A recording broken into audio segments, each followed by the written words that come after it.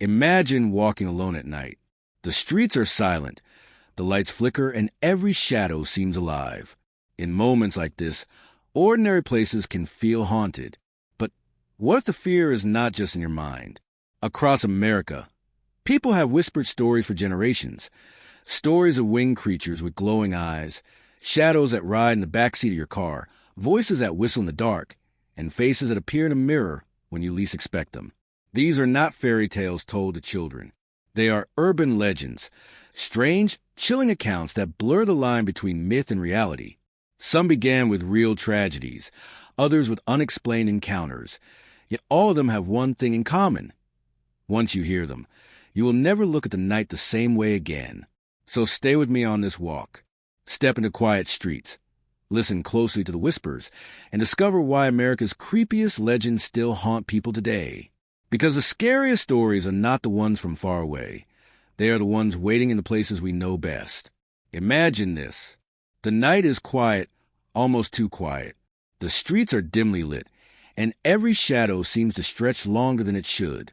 You walk alone, your footsteps echoing softly against the pavement, blending with the distant hum of a city that never truly sleeps. The air feels heavier than usual, and for a moment you cannot help but sense that you are not entirely alone. It is in moments like these that our imagination begins to stir. Every rustle of leaves, every flicker of a distant streetlight becomes something more, something darker. And this is where legends are born. Across America, people have carried these stories for generations. Stories of things seen and unseen, of warnings and whispers, of shadows that never belonged to this world. They are not simply fairy tales told to children. They are fragments of fear, woven into the fabric of small towns and big cities alike.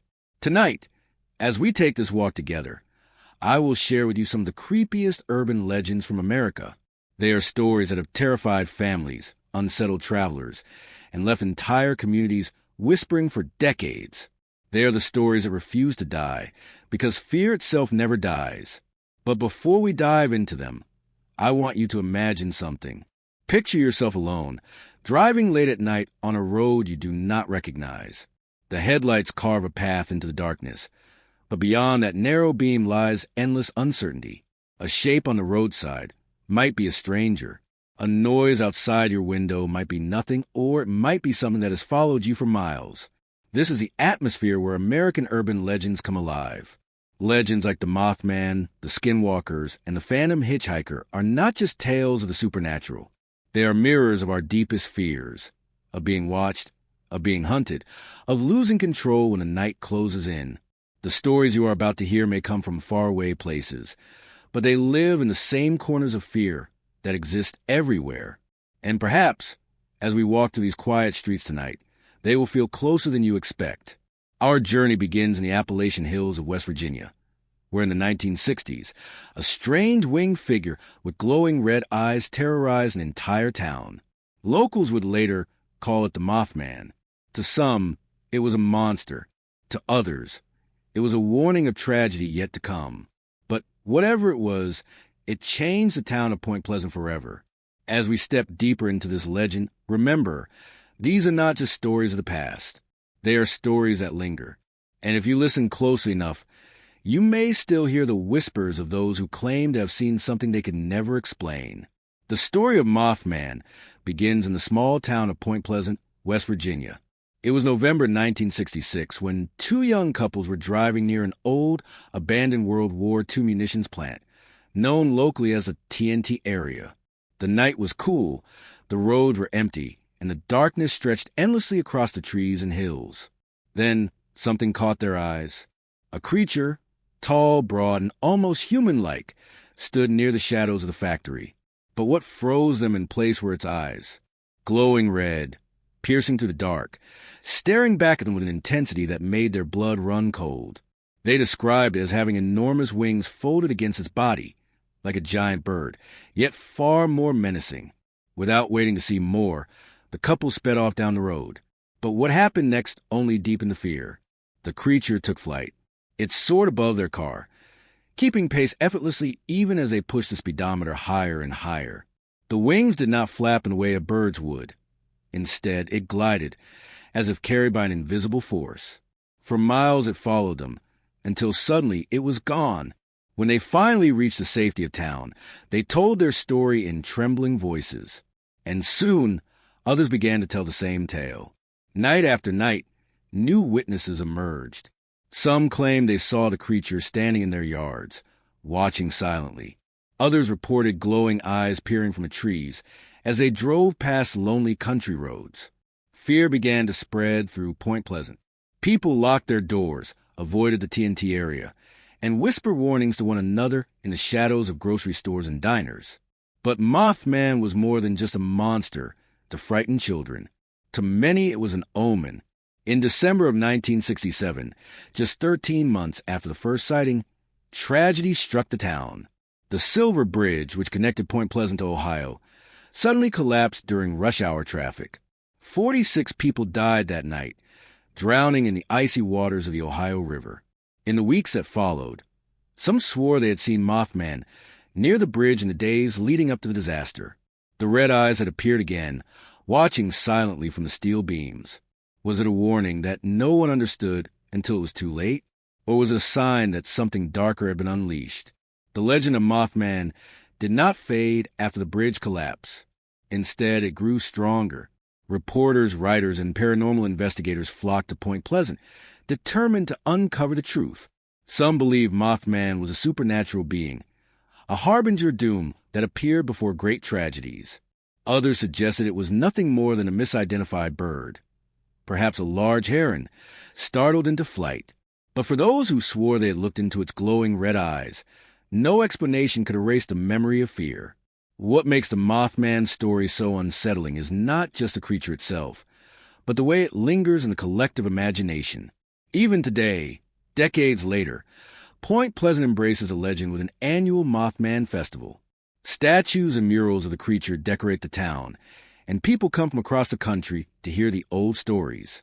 Yet behind the celebration, there is still a chill, a reminder that for some, the sightings were real, the fear was real, and the tragedy that followed was far too real to ignore. Think about it for a moment. A small, quiet town suddenly haunted by a figure that no one could explain. A bridge collapsing without warning, leaving dozens dead. And through it all, the shadow of a winged creature with burning red eyes. Whether it was a monster, a spirit, or simply fear itself given shape, the story of Mothman continues to haunt the American night. As we walk further into these stories, remember this: urban legends are not only about the supernatural. They are about the questions we cannot answer, the coincidences we cannot explain, and the fears we cannot escape. And in the case of Mothman, the legend reminds us that sometimes the darkness is watching and sometimes it tries to warn us. The deserts of the American Southwest are vast, silent, and filled with mystery. At night, the land stretches endlessly beneath the stars, the sand glowing silver in the moonlight, and the wind carrying whispers across the canyons. It is here, within the Navajo Nation, that one of the most terrifying legends still lingers: the legend of the Skinwalker. To understand this story, you must imagine the weight of an ancient belief. For the Navajo people, the idea of harmony, balance, and respect for nature is sacred. But just as there is light, there is darkness. A skinwalker, according to tradition, is a person who has chosen that darkness, someone who had performed forbidden rituals and gained the ability to shapeshift into an animal. Coyotes, wolves, owls, and even stray dogs are said to be the forms they most often take. But unlike ordinary animals, a skinwalker's presence feels wrong. Their movements are unnatural. Their eyes gleam like those of a human, and their appearance is often just slightly twisted, as though nature itself has been corrupted. Stories from the desert tell of families hearing scratching on their windows late at night, the sound of claws dragging slowly across the glass, followed by a faint knock, as if something, was asking to be let inside. Other stories describe travelers driving down remote highways only to see a figure on all fours, keeping pace with their car, moving faster than any animal should. When they slow down, the creature stands upright, and in the beam of the headlights, its face is no longer an animal's but something disturbingly human. The fear of skinwalkers runs so deep that many Navajo people will not even speak of them openly. Some believe that talking about them invites their attention, as if the very act of saying their name pulls them closer. Elders warn their families never to whistle at night, for fear that it will summon something that should remain in the shadows. One chilling account tells of a family who lived in a small house on the edge of the desert. They often heard noises outside after midnight. Footsteps circling the home, the sound of animals scratching at the walls. One night, the father went out with a flashlight and saw a coyote standing in the distance. But the longer he stared, the more wrong it looked. Its limbs were too long, its stance too rigid, and its glowing eyes locked onto his, as if they were staring into his very thoughts. He raised his gun, fired, and the creature fled. The next morning, they found footprints, not animal but human, leading away from a house. Perhaps the most unsettling part of the Skinwalker legend is the belief that they are not random spirits or monsters, but people. People who live among the community, hiding their true identity by day, but transforming by night. Someone you know, someone you greet in the daylight, could be the same one stalking your home in the darkness. This makes the legend more than just a ghost story. It becomes a story of mistrust, of wondering who around you might be wearing two faces. Over time, the legend of the Skinwalkers has spread beyond the Navajo Nation, entering popular culture, documentaries, and even horror films. Yet for the Navajo people, this is no entertainment. It is a warning, a reality that has shaped their way of life for generations. Skinwalkers are not spoken of lightly. They are not summoned for curiosity. They are reminders of what happens when someone abandons a sacred path and embraces corruption and fear.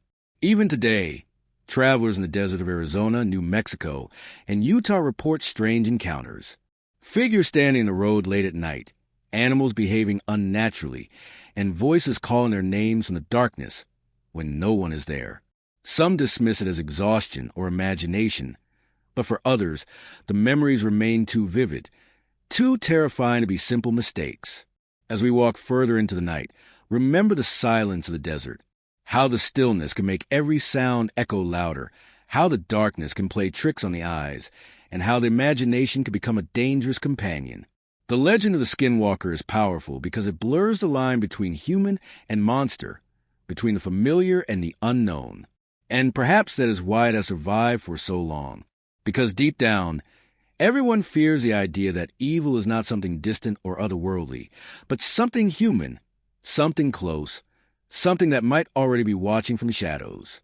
There's a certain loneliness that lingers on American highways at night. The endless stretches of asphalt cut across forests, deserts, and fields, where the only company is the steady rhythm of tires against the road and the faint glow of headlights reflecting on faded lane markings. Drivers often describe the solitude as calming. Yet when the night grows darker, when the radio fades into static, the isolation can turn unsettling. It is on roads like these that the legend of the Phantom Hitchhiker comes alive. The story begins like so many others. A driver sees someone standing on the side of the road. A figure, often described as a young woman, dressed in pale clothing, sometimes with long hair, sometimes with eyes cast downward. She lifts her arm, signaling for a ride. The compassionate driver slows down, opens the door, and invites her in. She climbs into the passenger seat, soft-spoken and quiet. Her presence is strangely calm, almost too calm. She gives a vague destination, sometimes a house nearby, sometimes a location a few miles down the road.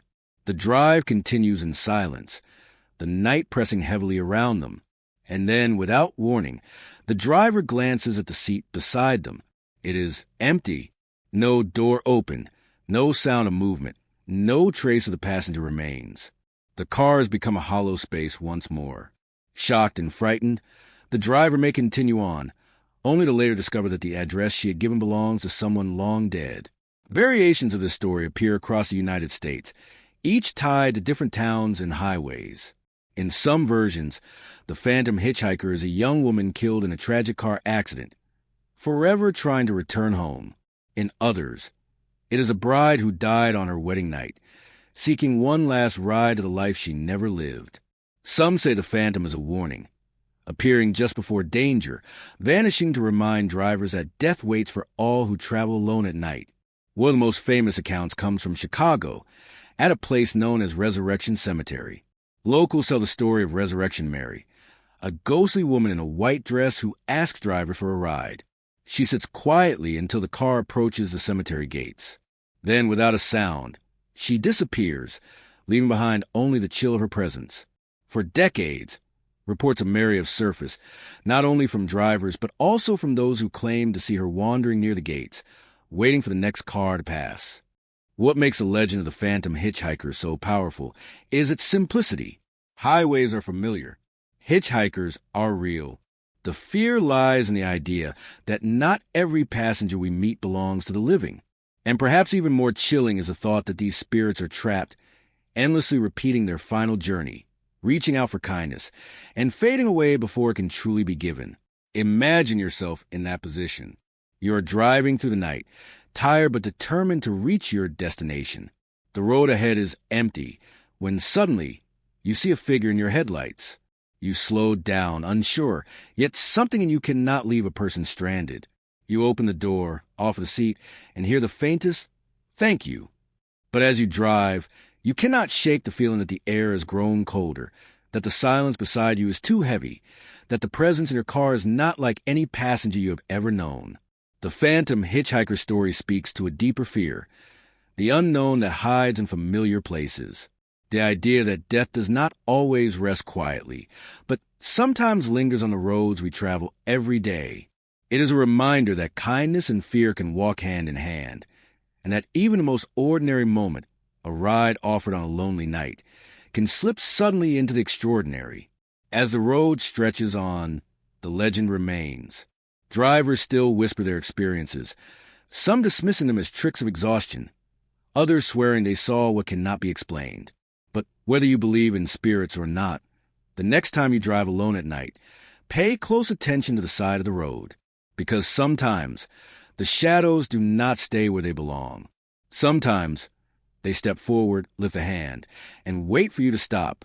Among all the legends whispered in American homes, schools, and sleepovers, few are as widespread or as terrifying as the story of Bloody Mary. This legend does not live in forests, highways, or deserts.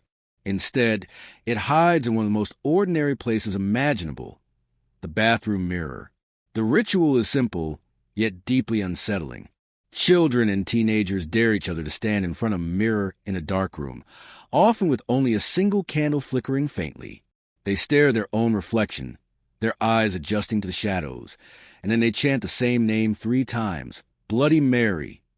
The moment the words leave their lips, silence falls heavier. Some claim nothing happens. Others swear they've seen her face appear in the glass. A pale woman with hollow eyes, sometimes covered in blood, sometimes reaching out from the other side. Where does this legend come from? The truth is complicated, because the story of Bloody Mary has been told in many different forms across generations. Some say she was a woman accused of witchcraft centuries ago, condemned to die violently, and now trapped between worlds. Others believe she was a woman who suffered a terrible tragedy, perhaps murdered or left to die without justice, her spirit now drawn to mirrors as a window to the living. There are even versions that tie her to real figures in history, such as Queen Mary Tudor of England, whose reign was marked by executions and bloodshed. But beyond the details, the fear of Bloody Mary lies in something universal, the terror of the mirror itself. A mirror is a familiar object, harmless in the daylight. Yet at night, when the lights are gone, when your own reflection stares back at you in silence, it becomes something else. Staring too long into a mirror can feel unnatural, as if the reflection might move on its own, as if the person you see is not entirely you. Children dare each other to play the game, often laughing at first. But laughter fades quickly when the shadows seem to shift, when their own faces blur in the candlelight, when a chill brushes the back of their necks. Many tell stories of running screaming from the bathroom, certain they'd seen a figure behind them in the mirror. Some even describe scratches on their arms, marks that appeared as if from invisible hands. Psychologists might explain it as the brain playing tricks under low light. When we stare too long at our own reflection, our minds distort the image, causing strange shapes and faces to appear. But for those who have tried the ritual, the explanation does little to erase the fear. The legend persists because the experience feels real, too real, and because fear itself does not require proof. The story of Bloody Mary has spread far beyond America. Versions of the ritual exist in other countries, each with different names and details, yet all tied to the same idea, summoning something dark through the mirror. But in the United States, the legend has become part of childhood itself, passed down like a secret challenge. Almost every school has stories of someone who tried it, someone who swore they saw her, someone who never quite laughed the same way afterward. Imagine it for yourself. You stand in front of the mirror, the room silent except for your breathing. Your reflection stares back, the flicker of a candle making your face shift with every movement. You whisper the name once, twice, and then a third time. For a moment, nothing happens. Then, a shadow moves where no shadow should.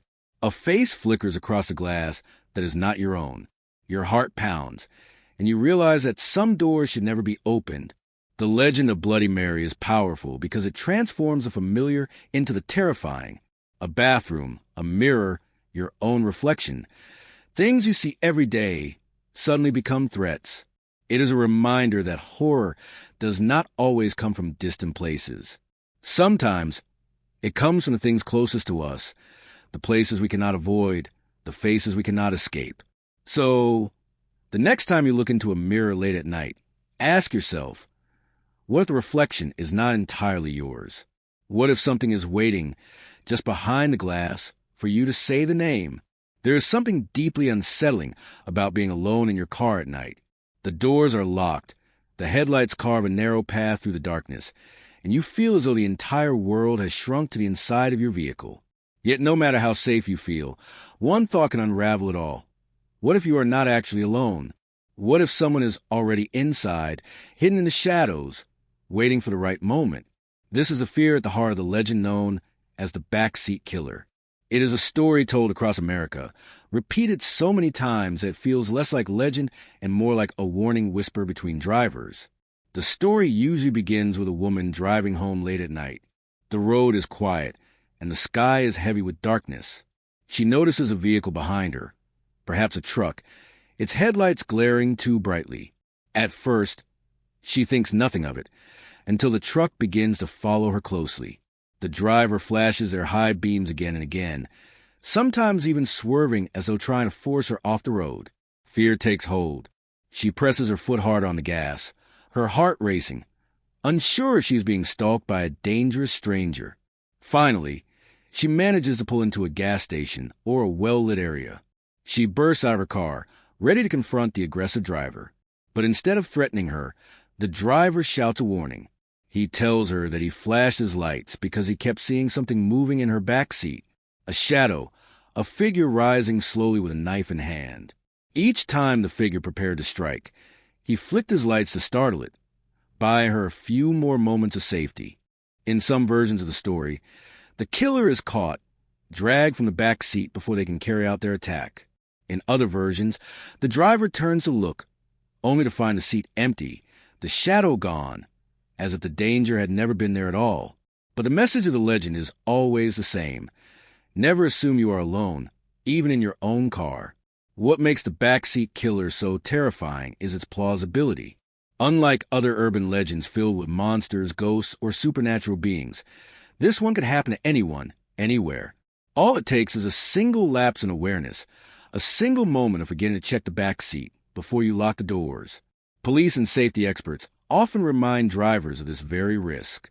There have been real cases scattered across the world of criminals hiding in back seats, waiting for unsuspecting victims. Whether the legend grew out of these true events, or whether the true events came after the legend, no one can be sure. But the fear has spread so widely that the story has become part of driver safety culture. Many people admit that before starting their car, especially at night, they instinctively glance behind them. Imagine yourself in this situation. You unlock your car in a dark parking lot, quickly sliding inside and locking the doors. You start the engine, breathe a sigh of relief, and begin to drive. But then, from the corner of your eye, you catch the faintest movement in the mirror, a shift in the shadows, a shape that does not belong. Your pulse quickens. Do you dare look back? Or do you keep driving, hoping it is only your imagination? The legend of the Backseat Killer taps into one of our most primal fears, the danger we cannot see. It is not the stranger outside the car who frightens us the most, but the stranger inside, waiting silently where we feel safest. It is a reminder that sometimes the real threat is already closer than we realize. Across America, this story has been told for decades, appearing in books, television shows, and movies. Each version changes slightly, yet the core remains the same. Someone is watching, someone is waiting, and the safety of your locked doors is only an illusion.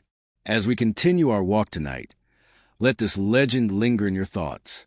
The next time you step into your car, especially on a lonely night, pause for just a moment. Check the back seat. Because some stories exist not only to frighten us, but to remind us that danger hides best in the places we least expect. There are sounds in the night that feel natural. The rustle of leaves in the wind, the distant barking of a dog, the hum of insects just beyond the reach of the light. But there is one sound that should never be heard after dark, a sound that chills the blood more than silence ever could. The sound of whistling. The legend of the Whistler is one of those stories that has traveled quietly through communities, whispered by parents to their children as a warning. They say if you hear whistling late at night, especially when you are alone, you must never respond, never whistle back. Because the one who whistles is not seeking a tune. It is seeking you. The origins of this tale are difficult to trace. Some say it began in the southern states of America, where late-night travelers reported hearing a cheerful whistle just beyond the glow of their lanterns. Others believe it grew from older folklore, tied to the idea that whistling in the dark invites spirits to draw near. Whatever the root, the legend remains the same. The whistle is never innocent. Accounts often describe the sound as strangely playful, as if someone is whistling a simple melody, a tune you might recognize from childhood. It starts faint, almost carried by the wind, and then grows closer, louder, circling around you. Yet, when you look, no one is there. Some insist that if you ignore it and walk faster, the whistling will follow, matching your pace. If you run, it quickens, and if you dare to whistle back, you may never return. One chilling story tells of a man walking home late from work in a small town. The streets were empty and the night was thick with fog. Then faintly he heard it, a whistle, soft and steady, drifting through the mist. He stopped, certain it was a neighbor or perhaps someone hidden by the fog. But when he called out, there was no reply, only the whistle, now closer. He walked faster, his heart pounding. The whistle matched his steps. Desperate, he broke into a run, the sound now circling him like a predator. By the time he reached his door, trembling and breathless, the whistle had stopped. He never took that road again. In another version of the tale, the whistle is said to signal death itself.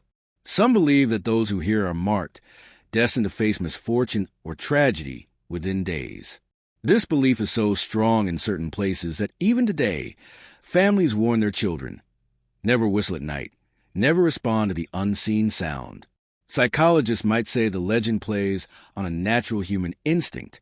We are creatures of pattern, and when something familiar, like a whistle, appears where it does not belong, our minds turn it into a threat. But the simplicity of the story is what makes it so terrifying. Unlike monsters with glowing eyes or shadows in the woods, the whistler is unseen. It does not need a face. It only needs sound. Imagine yourself walking through the quiet streets of your neighborhood. The lights are dim, the house is silent, the night air heavy with stillness. Then, faintly you hear it, a low whistle carried on the wind.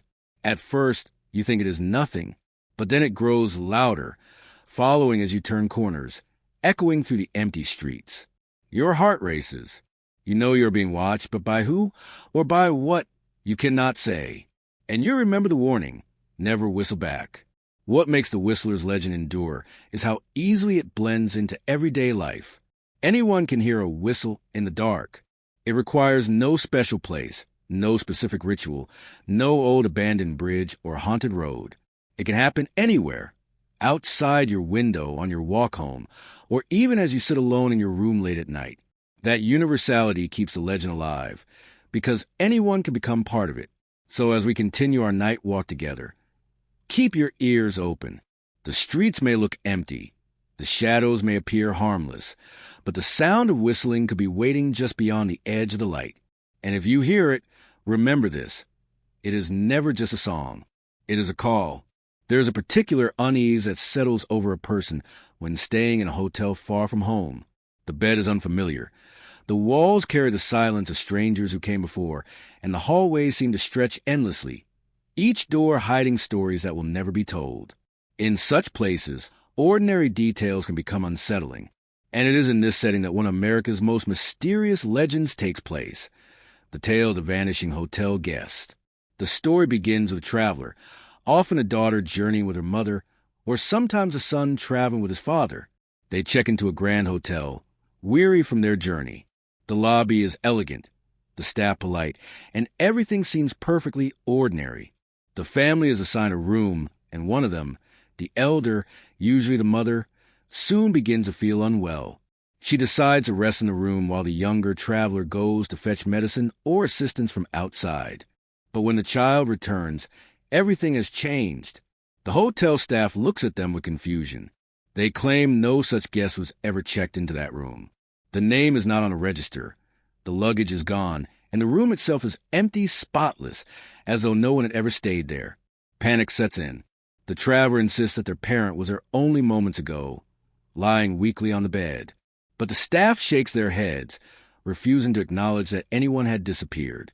The legend has many versions, but the details remain eerily similar. In some tellings, the staff finally confesses in hushed tones. The parent had indeed fallen gravely ill, perhaps even died from a disease that the hotel feared would cause a scandal or panic. To protect the hotel's reputation, they removed the body, erased all records, and acted as though the guest had never existed. In other versions, the disappearance is never explained at all. The parent is simply gone, vanished into silence, as if swallowed by the building itself. This story has haunted travelers for generations because it strikes at something deeply human, the fear of losing a loved one without explanation. It is not the presence of a monster or ghost that makes it terrifying, but the absence of truth. Imagine leaving someone you love in a room, returning minutes later, and being told they were never there. The floor beneath you would feel unstable, reality itself bending into uncertainty. Some researchers suggest that the story of the vanishing hotel guest may have originated during the late 19th or early 20th century, when outbreaks of deadly diseases such as the plague or influenza created fear in public places. Hotels, eager to avoid losing business, may have indeed hidden the sudden illness or death of their guests. Over time, these whispers of cover-ups may have grown into a legend, yet the lack of proof only deepens the mystery, leaving the tale suspended between history and horror. The legend continues to thrive because hotels are liminal spaces, places where people come and go without leaving a trace. Each guest is temporary, each story fleeting, and the walls hold secrets no one bothers to record. In such an environment, it is easy to imagine a disappearance going unnoticed or deliberately erased. Picture yourself walking down the long carpeted hallway of a hotel late at night. The lights buzz faintly above, casting dim yellow shadows on the walls. Every door looks the same, each number only a slight variation. You approach the room where your parent is waiting, medicine in hand. But when you open the door, the bed is neatly made, the curtains untouched, the room empty. You rush to the desk in a panic, but the receptionist shakes their head with polite indifference. There has been no guest by that name.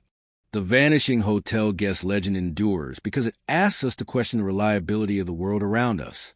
It suggests that reality can shift without warning, that those we love could be erased not by death alone, but by silence, secrecy, and denial. It is not only a ghost story. It is a story of trust broken, of truth hidden, of fear that nothing is ever as solid as it seems. As we continue our walk through the night, remember the fragility of memory and the ease with which stories can be rewritten. Hotels may appear grand and secure, but within their walls, lives can disappear without a trace, leaving only whispers in the hallways and legends carried by those who refuse to forget.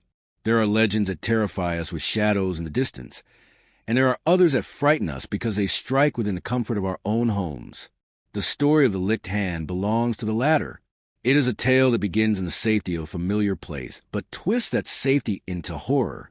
The story usually tells of a young girl left home alone for the night while her parents are away. She is not entirely alone, however. because her loyal dog sleeps beside her bed. The house is quiet, the kind of silence that makes every creak of the floorboard sound louder than usual. She turns off the lights, settles under the covers, and soon hears noises, drips of water, faint scratches, whispers carried by the wind. Fear rises in her chest, but every time she extends her hand to the side of the bed, she feels her dog's tongue lick her fingers. The soft, familiar touch reassures her.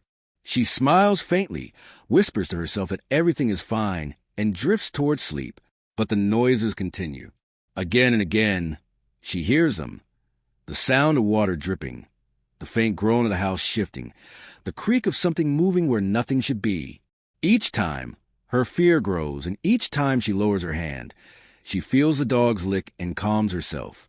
Her companion is there. She is safe. Morning comes, and the first rays of sunlight break through the window. The girl stretches, feeling relief that the long night has passed. She decides to give her dog a proper hug, but when she calls out, there is no response. She searches the house, moving from room to room, until she reaches the bathroom. And there her heart stops. Her dog lies lifeless in the tub, its throat cut. On the wall, written in blood, are the words, "Humans can lick too." This legend has circulated in America for decades, told around campfires, whispered at sleepovers, shared in hushed voices because of the horrifying twist it delivers. What makes it so effective is the way it destroys the illusion of safety. The girl believed she was comforted by a loyal friend, when in reality, a stranger was in her home all along, close enough to reach out in the dark. Some versions of the story differ in detail. In certain tellings, the girl survives but collapses in shock. In others, the parents return home to discover the grisly scene. Sometimes the writing is on a mirror instead of the wall, but the message remains the same. The real monster was not outside. It was already inside. Why does this legend endure? Because it plays upon one of our most primal fears, vulnerability during the night. As humans, we rely on sound and touch for comfort when vision fails us in the dark. The lick of a dog is something familiar, trustworthy, a symbol of safety. To twist that into something sinister is to strike at the core of trust itself. Psychologists suggest that stories like the lick hand remain popular because they force us to confront the dangers we prefer not to think about. The idea that intruders can enter our homes undetected, that we can be so close to danger without realizing it, shakes the very foundation of security. It makes us check our doors twice, glance into shadows, and wonder if comfort is always what it seems. Imagine yourself in that situation. The night stretches long, the house creaks, and fear begins to whisper at the edge of your thoughts. You reach out, feeling something familiar, and allow yourself to relax. But what if the comfort you feel is not what you think? What if it is the touch of something else, something that does not belong? The licked hand is one of those stories that lingers long after it's told. The image of the word scrawled on the wall, the shock of discovering the truth, stays with listeners for years. And perhaps that is why it is retold generation after generation, not only as a story to scare, but as a reminder that safety can be fragile and that trust can be broken in the most horrifying of ways. So tonight, as we walk through these streets, remember the lesson hidden in this tale. What comforts you in the dark may not always be what it seems. And sometimes the greatest dangers are not the ones waiting outside, but the ones already inside your home. Our walk through the night has carried us across America in stories, not through geography but through fear. We have wandered the quiet hills of West Virginia, where a winged creature with glowing eyes, Mothman, cast a shadow of doom over a small town. We have stepped into the deserts of Southwest, where skinwalkers blur the line between human and monster, haunting those who dare to whisper their name. We have driven lonely highways, where phantom hitchhikers vanish from passenger seats, leaving only cold silence behind. And we have dared to face the mirror, where Bloody Mary waits, a reflection of something darker than ourselves. We have checked our back seats, fearing the silent presence of a killer crouched in the shadows. We have walked streets where whistling in the dark is not a tune but a call, a warning that something unseen is near. We have stayed in hotels where loved ones vanish, erased by silence and secrecy. We have returned home to stories like the licked hand, where even comfort can twist into horror. Each legend has its own face, its own setting, but all share a common thread: the way fear seeps into the ordinary. Highways, mirrors, bedrooms, hotels. These are not haunted castles or cursed battlefields.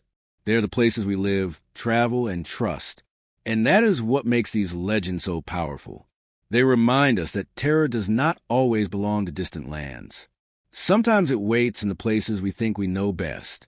Urban legends endure because they speak to something deeper than mere superstition. They are warnings, parables wrapped in shadows. The story of the Backseat Killer tells us to stay aware of what we cannot see. The story of Bloody Mary reflects our fear of what we might summon from within ourselves. The tale of the Whistler warns us that not every sound is harmless. And the vanishing hotel guest reminds us of how fragile trust can be when truth is hidden. But legends also endure because they carry mystery. They refuse to be explained completely. For every person who dismisses Mothman as a misidentified bird, another swears they saw its red eyes gleaming in the dark. For every skeptic who says skinwalkers are superstition, there are families who tremble at the memory of footsteps circling their homes. For every scientist who explains a mirror trick of Bloody Mary, there are children who will never forget the face they thought they saw in the glass. Fear thrives in uncertainty, and uncertainty is the soil in which these legends grow. Now, as our night walk draws to an end, imagine this. You are once again on a quiet street. The lights flicker. The air feels heavier. The stories you have heard tonight begin to echo in your mind. You glance over your shoulder, half expecting to see a figure watching from the shadows. You listen carefully, wondering if the faint whistle you hear is the wind or something else. You glance at passing windows, mirrors, reflections, and wonder if all of them truly belong to this world. The truth is this: legends do not need to be proven to be real. Their power lies in the way they change us. Once you know the stories, you cannot unknow them. You cannot step into a bathroom mirror in the dark without remembering Bloody Mary. You cannot drive alone on a highway at night without imagining the Phantom Hitchhiker. You cannot sit in your car without checking the back seat, even if only for a second. And that is why these legends live on, not because of ghosts or monsters, but because of us, because our minds remember, because our fears are never fully silenced. As you leave this walk tonight, carry with you the whispers of these stories. Let them remind you that even in the most ordinary places, mystery lingers. Shadows stretch longer than they should. Silence holds secrets. And sometimes when the night grows too quiet, when the streets seem too still, you may feel that you are not entirely alone. So keep walking, keep listening, and keep watching the world around you. Because the creepiest legends are not locked away in the past. They are here, moving with us, waiting for us, hiding in the corners of the night. And perhaps, as you hear these words fade into silence, you will understand that the line between story and reality is thinner than we wish to believe.